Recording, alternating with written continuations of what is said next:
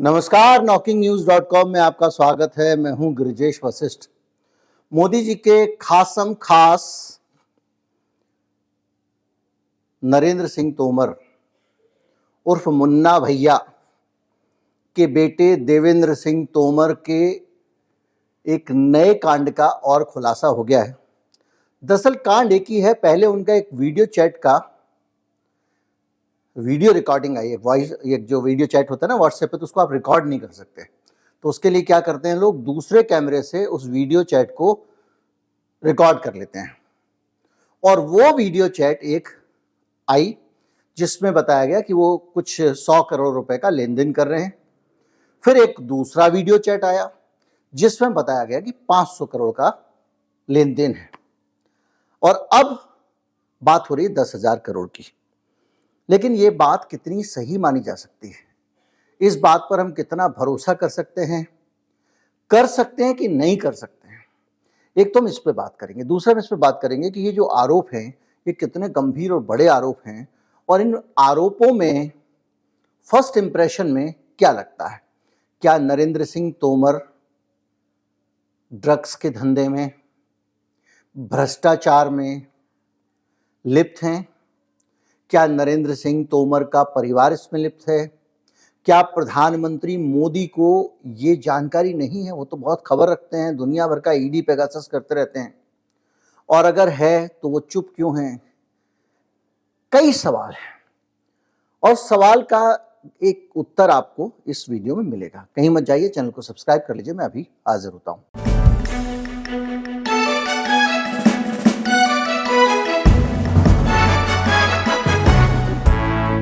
जगमनदीप सिंह एक आदमी है, कनाडा में रहता है। उसका आज वीडियो आया है। उस आदमी का दावा है कि इससे पहले जो 2 रिकॉर्डिंग आई हैं उसमें वो ही देवेंद्र सिंह तोमर से बात कर रहा है, नरेंद्र सिंह तोमर के बेटे से। इससे पहले आगे जाएं, वो कह रहा है मेरी आवाज़ है ये, और ये मेरा फार्म हाउस है कनाडा में, साउथ पैरेलल रोड पे 35,836 35826 नंबर साउथ पैरेलल रोड पे उसका फार्म हाउस है, जहां से उसने वीडियो रिकॉर्डिंग की। इस पे आगे बढ़ें, इससे पहले कुछ चीज़ें साफ कर लेते हैं। ये वीडियो हो सकता है कि भारतीय जनता पार्टी का अपना ही ट्रैप हो, और ये ट्रैप, इस तरह के ट्रैप बीच बीच में आते रहते हैं। याद कीजिए, एक बार द वायर ने एक बहुत बड़ी स्टोरी फोड़ी थी जिसमें उसके पास में कुछ ईमेल आए थे जिसमें ये बताया गया था कि फेसबुक के अंदर इंटरनल कम्युनिकेशन था कि किस तरह से जो आपका मालवीय साहब हैं, जो अमित मालवीय, जो बीजेपी की आईटी सेल के हेड हैं, वो फेसबुक में तय करते हैं कि कौन सी चीज़ें रहेंगी, कौन सी हटाई जाएंगी। इसके पूरे दस्तावेज, ईमेल वगैरह सब उनको मिले थे। पता चला कि वो द वायर को ट्रैप किया जा रहा था, और उसको गलत तरीके से गलत खबर देकर द वायर के जरिए उसको छपाया गया ताकि द वायर की पूरी साख पे सवाल उठाए जा सके। आज नरेंद्र सिंह तोमर के खिलाफ अगर ये वीडियो जानबूझकर फेक वीडियो या फेक जानकारी प्लांट कराई जा रही है और बाद में ये साबित होता है कि झूठी थी, तो भारतीय जनता पार्टी जो जितना भी नैरेटिव चल रहा है, सरकार की एंटी इनकम्बेंसी है, ये है, वो है, मोदी सरकार की नाकामी है, आर्थिक नीतियों पे नाकामी है, सैकड़ों चीजें हैं। अडानी के पैसे किसके हैं, मोदी जी के तो नहीं है, ये सवाल भी उठ रहा है। तो इन सारी चीजों पे पानी फिर जाएगा और भारतीय जनता पार्टी राशन पानी लेकर इस वीडियो के फेक होने पर चढ़ जाएगी। इसलिए चुनाव से पहले ये ट्रैप भी हो सकता है, तो इस पे भरोसा ना किया जाए, लेकिन ये जान जरूर लिया जाए कि जानकारियां क्या आ रही हैं और उनमें क्या कहा गया है। दोस्तों सभी को नमस्कार। मेरा नाम जगमनदीप सिंह है। मैं कनाडा एब्सफोर्ड में रहता हूँ। 2-3 दिन से एक वीडियो मेरा वायरल हो रहा है फेसबुक पे। 4-5 दिन हो गए आई थिंक, मुझे किसी ने बताया तो मैंने देखा। वो वीडियो जो है वो केंद्रीय मंत्री नरेंद्र सिंह तोमर जी के बेटे देवेंद्र तोमर जी का है। अब उसमें जो दूसरी आवाज है वो मेरी है, और ये वीडियो कैसे बना है उसमें मैं ना जाऊं। वो मेरे घर पे फार्म वाला घर है और घर का एड्रेस भी मैं बता देता हूँ, 35826 साउथ पैरेलल रोड, वहाँ पे बना हुआ है। मैं उसकी रूम की भी वीडियोग्राफी करके डाल दूंगा। उसमें जो बात है वो सही है। वो एक खनन वाली कंपनी से पैसे का लेन देन हुआ है। वो क्या था कि वो मेरी इनसे दोस्ती थी, प्रबल सिंह तोमर जी से, और दोस्ती हुई तकरीबन 2018 में। तो 19 में इनको मैं मिलने के लिए गया।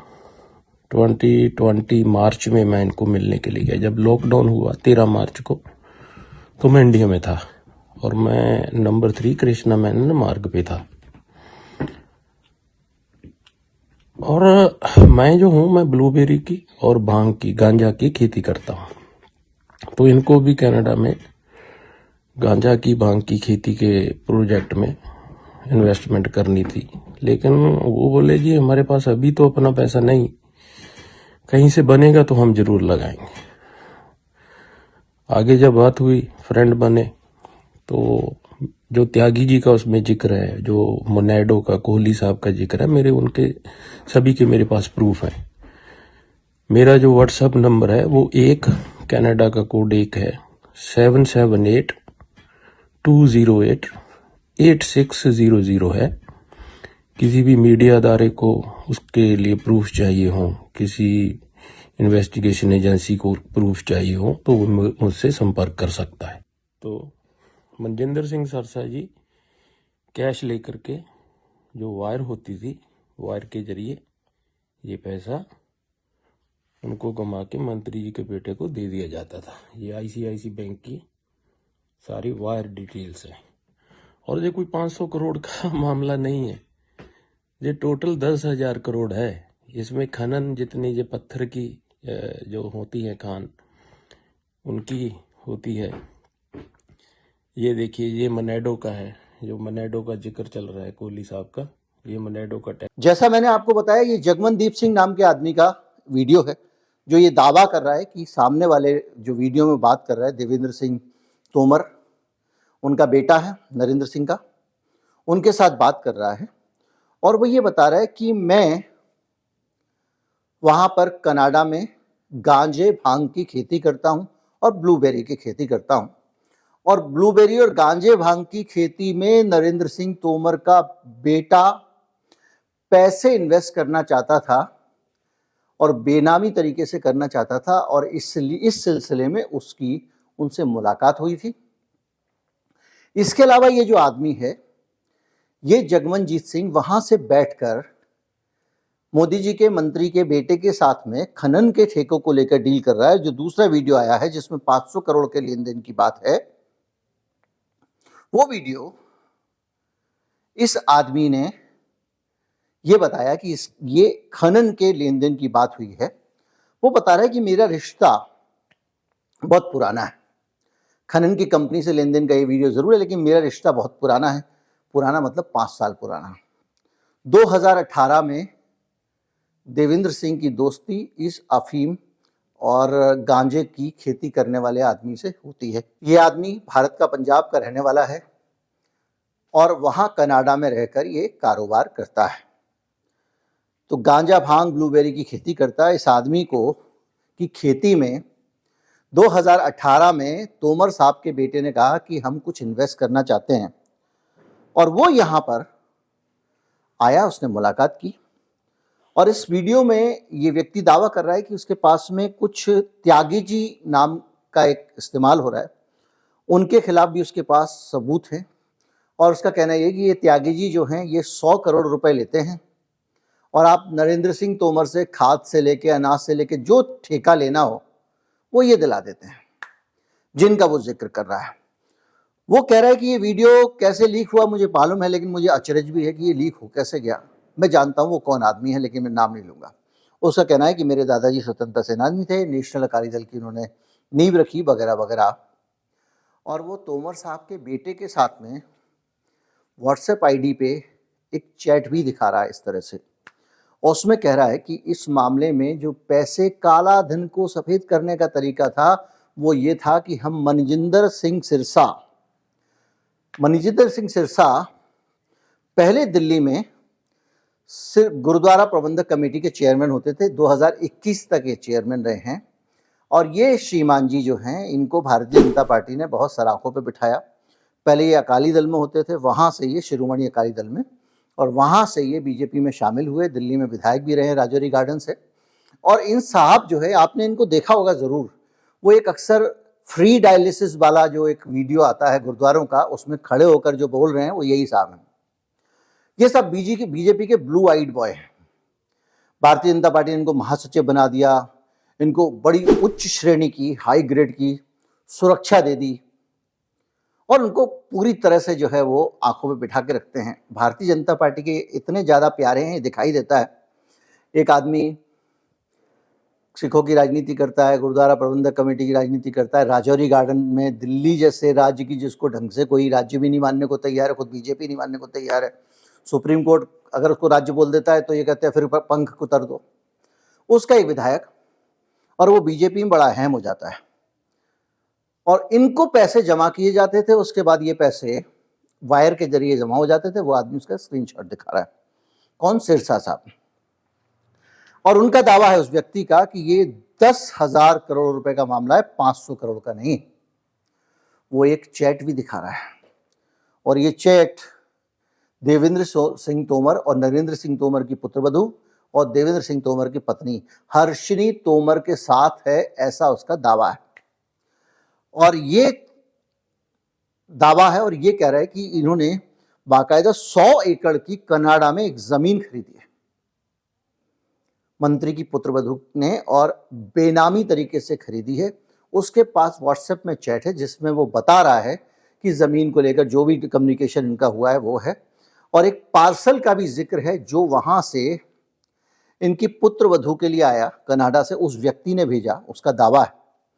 उसमें भांग और गांजा है, और कुछ उसमें मेकअप का सामान है।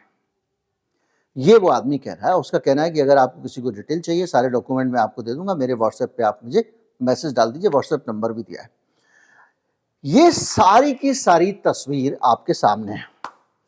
अब आप जो है ये अंदाजा लगा सकते हैं कि इस देश के नेता लोग किस तरह से खेल करते हैं। अब ये सही है वीडियो नहीं है, इसको समझने के लिए कुछ चीजें और समझने की है। भारत में विदेशी चंदे को लेकर बहुत सख्ती है। तमाम सारे एनजीओ बंद कर दिए गए हैं, क्योंकि विदेशों से जो दूसरे बाहर के एनजीओ, बच्चों के लिए काम करने वाले, गांव में काम करने वाले, आदिवासियों में काम करने वाले, एनीमिया के लिए काम करने वाले होते थे, उनसे जो यहाँ के एनजीओ को पैसा मिलता था उसको ब्लॉक कर दिया गया। और जो पैसा भारत के एनजीओ को सीएसआर का मिलता था, उस पैसे को भी डाइवर्ट कर दिया गया। और उनका सारा, पहले उनसे डाटा मांगा कि आप कितना पैसा सीएसआर में किसको दे रहे हो। उसके बाद में उन सबको, कंपनियों को दबाव में लिया गया और वो पैसा पीएम केयर की तरफ ट्रांसफर करा दिया गया। ऐसे आरोप लगते रहे। और उस पैसे के जरिए जो स्रोत बंद कर दिए विदेशों से पैसा आने के, उस कानून में गौर करिएगा, उस कानून में मस्जिद के लिए बाहर से फंड आता है तो उसको रोका नहीं गया है। चर्च के लिए अगर बाहर से फंड आता है तो उसको रोका नहीं गया है, और गुरुद्वारे के लिए बाहर से जो फंड आता है उसको रोका नहीं गया है। और अब ये जो खुलासा हुआ है, इसके बाद आप आसानी से समझ सकते हैं कि ऐसा क्यों किया गया होगा। वो पैसे गुरुद्वारे को डोनेशन के नाम पे भेजता था। गुरुद्वारे के पैसे का कोई बहुत हिसाब किताब नहीं होता, ऐसा उसका दावा है। उस पैसे को बाकायदा ये सिरसा साहब गुरुद्वारे के नाम पे आईसीआईसी बैंक के किसी तरह से वायर ट्रांसफर के जरिए भेज दिया करते थे। ये पूरी कहानी वो आदमी बयान कर रहा है। तो कुल मिला के आपको अब समझ में आया होगा कि ये जो नेता लोग होते हैं, ये क्यों चुनाव में करोड़ों रुपए खर्च करने को आसानी से तैयार हो जाते हैं। ये क्यों पैसा, लॉकडाउन में तो 2 रोटी इनसे नहीं बांटी जा रही थी गरीबों के लिए। मोदी जी ने जो फ्री अनाज की स्कीम भी शुरू की है, वो तब की है जब जो मरना मराना था हो चुका था। कोई नेता नहीं खड़ा था, वो जो सड़क पे पैदल पैदल मजदूर जा रहे थे, तब हम और आप लोग घर से खाना बना बना कर उनकी मदद कर रहे थे, भूलिएगा मत। और अब जब चुनाव चल रहा है तो ब्लैक लेबल, पता नहीं कौन सी महंगी महंगी वाली शराबें बांटी जा रही हैं। तो इस देश की पॉलिटिक्स जो है वो किस तरह से उसकी फंडिंग होती है, कैसे पैसा आता है और किस तरह के कारोबार में वो इन्वॉल्व है और इस देश को कैसे करप्ट तरीके से चलाया जाता है, ये साफ दिखाई दे रहा है। आप कहोगे 70 साल से हो रहा है, हो रहा होगा भैया, हमसे क्या मतलब है, लेकिन ये हो क्यों रहा है? सबसे ज्यादा लंबे समय तक प्रधानमंत्री रहने का रिकॉर्ड बन चुका है। तो आप तो पूरा सफाई करने आए थे, क्या हुआ? अडानी जी कहते थे नोटबंदी हुई है, बहुत, अडानी जी ने कहा था नोटबंदी हुई है, देश में भ्रष्टाचार खत्म हो जाएगा, मच अवेटेड वगैरह वगैरह। अब उन्हीं की फाइलें निकल आई। तो जो भी है, बहरहाल आप इन साहब का सुन लीजिए पहले वीडियो, इन्होंने क्या कहा है। मैं फिर कहूंगा ये वीडियो पूरी तरह से इस पर विश्वास नहीं करना चाहिए। इस वीडियो के पीछे कोई भी मकसद हो सकता है, कोई भी खेल हो सकता है, कोई भी पॉलिटिक्स हो सकती है। इसलिए जब भी कुछ भी सुने तो कान एकदम खड़े रहना चाहिए, दिमाग जागृत रहना चाहिए। वैसे तो हर चीज सुनते समय रहना चाहिए, लेकिन जो दिख रहा है उससे लग रहा है कि ये नेता लोग यही सब करते हैं और ये सारे मोडस ऑपरेंडी बहुत कॉमन टाइप के मोडस ऑपरेंडी हैं। चर्चों के जरिए, माफ कीजिए, ट्रस्टों के जरिए, इसके जरिए उसके जरिए पैसे को डाइवर्ट करना, अलग अलग कंपनियों में इन्वेस्ट करना। वो तेजस्वी यादव का भी तो ऐसे ही मामला निकला था। ये सब लोग क्या करते हैं, बड़ी बड़ी कंपनियां जो हैं उनमें पैसा इन्वेस्ट कर देते हैं और वो कंपनी बाद में एक समय बाद जब सही मौका मिलता है उस कंपनी को कौड़ियों के दाम अपने नाम कर लेते हैं। कंपनी होगी 100 करोड़ की, खरीद लेंगे 5 करोड़ में, और वो 100 करोड़ जो कंपनी में पैसा है वो पैसा अपना ही पैसा उसमें इन्वेस्ट करा दिया, उसके शेयर वेयर, जिससे रिश्वत लेनी है उसका भाई इस कंपनी के 500 करोड़ के शेयर खरीद ले, उसे खरीद लिए, पैसा कंपनी में जमा हो गया, उस कंपनी का पैसा हो गया। आप कोई सवाल कर सकते हो? कनाडा की कंपनी है, मॉरिशस की कंपनी है, कहीं की भी कंपनी है, नहीं कर सकते हो। उसके बाद क्या होगा? कंपनी वहां पड़ी रहेगी। जिस दिन मुझे पैसे की जरूरत पड़ेगी मैं उस कंपनी से किसी को ट्रांसफर करा दूंगा, मुझे किसी को खरीदना होगा उस कंपनी से पैसे दे दूंगा, और अगर मुझे उस पूरे पैसे पे अपना आधिपत्य रखना है तो उस कंपनी को जो बेनामी है उसको अपने नाम पे करा। और जब अडानी जी के ऊपर जितने आरोप लग रहे हो, पैसा ही ऐसे घूम रहा है कंपनी से कंपनी, कंपनी से कंपनी, तभी तो सवाल उठ रहा है कि भैया ये 20,000 करोड़ रुपए अडानी जी का किसका है, यहीं का तो नहीं है। जो भी है, दूसरा वीडियो भी सुन लीजिए कि कैसे पैसे की बातचीत करते हैं बड़े लोग, कम से कम हमको पता चल जाए। और देखते हैं अभी आगे आने वाले दिनों में क्या हकीकत सामने आती है, कितना खेल के। ईडी वीडी तो नहीं जाएगी, सीबीआई कुछ नहीं करेगी, कोई कुछ नहीं करेगा, मंत्री से का इस्तीफा भी नहीं होगा, कुछ नहीं होगा। देश ऐसे ही चल रहा है आजकल, कम से कम चलता है क्या तो नहीं जानता, क्योंकि इस देश में दिन में 4 बार कपड़े बदलने में देश के गृह मंत्री को इस्तीफा देना पड़ा था।